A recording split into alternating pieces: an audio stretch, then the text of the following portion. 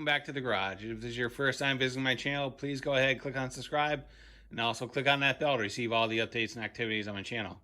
All right, so this is a follow-up review of these SUNPIE headlights. So about 4 years ago, right after my wife bought the Jeep, we went ahead and installed these headlights, and I gave a complete walkthrough of how to do the wiring correctly without taking any shortcuts. So I figured it was time for a kind of like a status check of where we are 4 years later. These lights are pretty popular. You can get them on Amazon, and there's a ton of different varieties of them. But you know, one of the leading manufacturers is SUNPIE. So after 4 years, for the most part, they have worked great.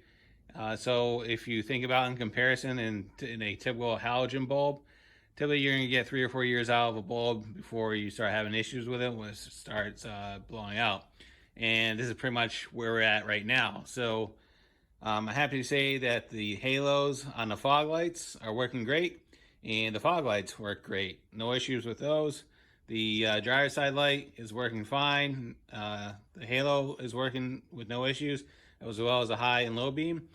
The issue that we've been having is with actually the passenger side. So what we've noticed is over the past 3 months, the halo is actually getting dimmer in comparison to the driver's side, and actually the high beam on the passenger side has failed.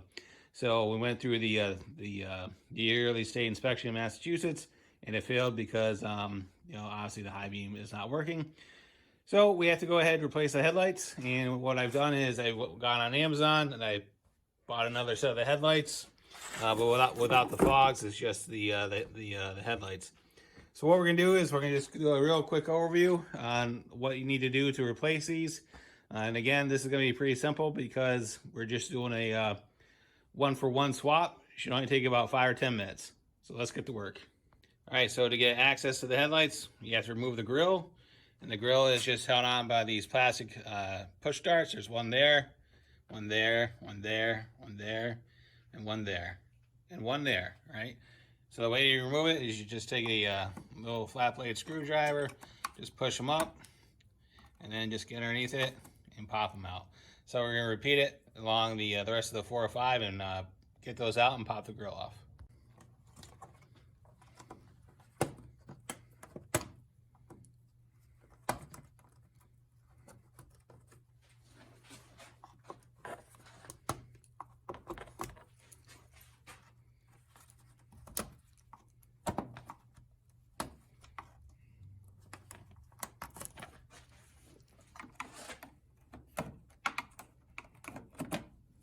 All right, so now that you have all the push pins out, to get the grill out, you're just gonna grab it, roll it forward, and then you're just gonna snap it out of the clips at the bottom.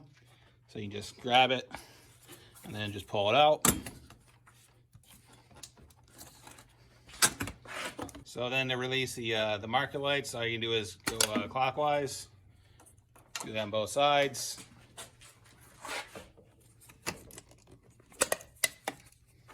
And then the grill comes right out. All right, so the headlight, there is a chrome trim ring around it, and it's held on by four torque screws. There's one there, there, there, and right there. So we're going to go ahead and take those out.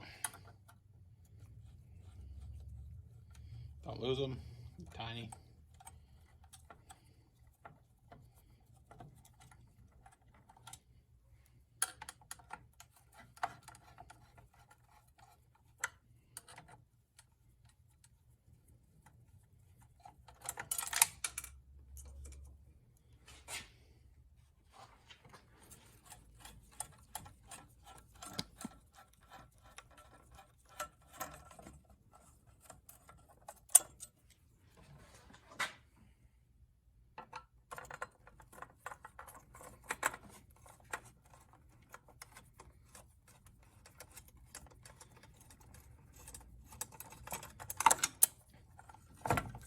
And then remove the trim ring, and then the light will pop right out.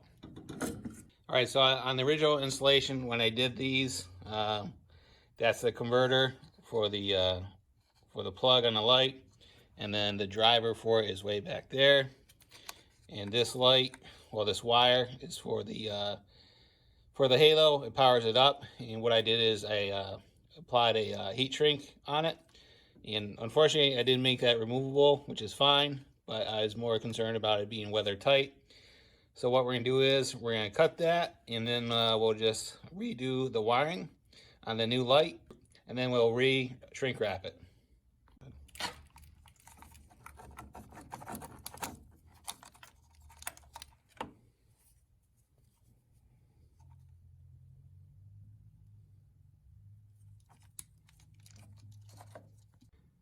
All right, so we have the new light in there, and we went ahead and removed the old connection, and I've rebutted it, and it has a shrink wrap connector on it, and we got the main connector hooked into the driver.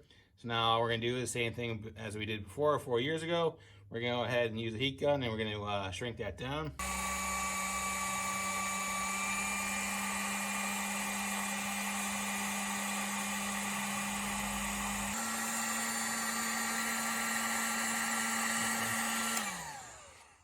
Now that we have the connections done, now it's just a matter of reassembling the light just the way we took it off. And all we're gonna do is we're gonna put the driver back in there so it's not interfering with the light, and get it installed.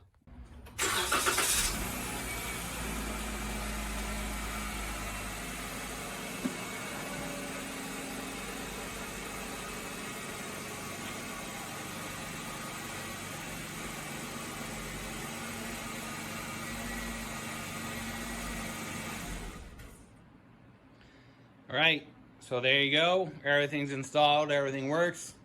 Pretty easy process, not that hard to do. So yeah, after about 4 years, I would give these headlights still a thumbs up. They still work great, relatively inexpensive for what they are. All right, guys, if there's any thoughts, questions, concerns, whatever, go ahead, drop a comment in the comments box. I'll get back to you as soon as I can. And as always, thanks for watching and have a great day. See ya.